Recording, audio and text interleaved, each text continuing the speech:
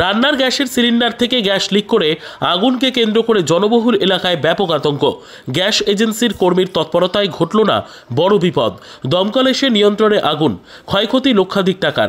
Gas cylinder leak করে বাড়িতে আগুন, গ্যাস এজেন্সির কর্মীর তৎপরতায় বড় বিপদের হাত থেকে বাঁচল জনবহুল এলাকা। পরবর্তীতে দমকলের একটি ইঞ্জিন আগুন নিয়ন্ত্রণে আনে। লক্ষাধিক টাকার ক্ষয়ক্ষতি।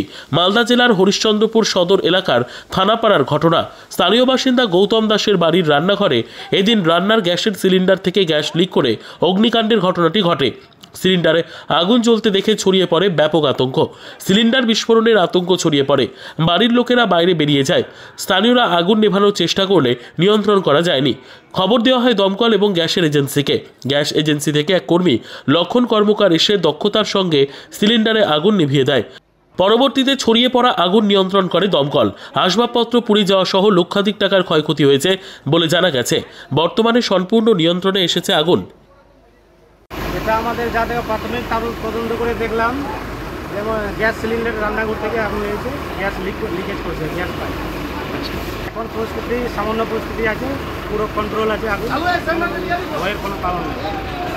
হ্যাঁ, গ্যাস লিক করার কারণে আগুন, গ্যাস লিক করে আতঙ্কে সব ঘাবড়ে যায়, কিন্তু ঘাবড়ানোর কোনো ব্যাপার না। আমাদের দমকল থেকে ওটা অ্যাওয়ারনেস প্রোগ্রাম করেছি অনেকবারই, বুঝেছি, তা সত্ত্বেও লোকের আতঙ্ক রাখছে না।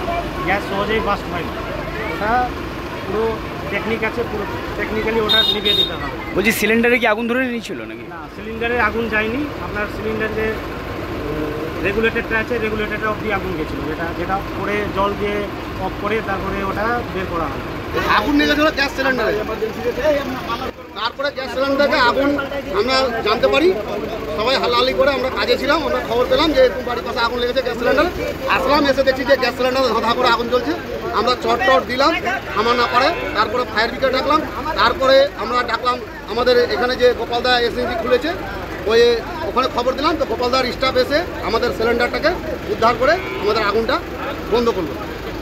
গৌতম দাসের বাড়ি। এখন ক্ষয়ক্ষতি এখন তো বোঝা গেল না, এখন জল এখন কত কী হয়েছে, এখন আগুনটা উপরে উঠেনি। এখন জাস্ট খালি সামনেই আমরা যা দেখলাম, বল ঘরটাতে এখন ওই ভুটা যা থাকে, টুকরিতে আগুন লেগেছিলো। ফায়ার ব্রিগেড এসে ওটা লিভিয়ে এখন আগুনের কোনো ভয় নাই, এখন আমরা নিশ্চিন্ত আছি।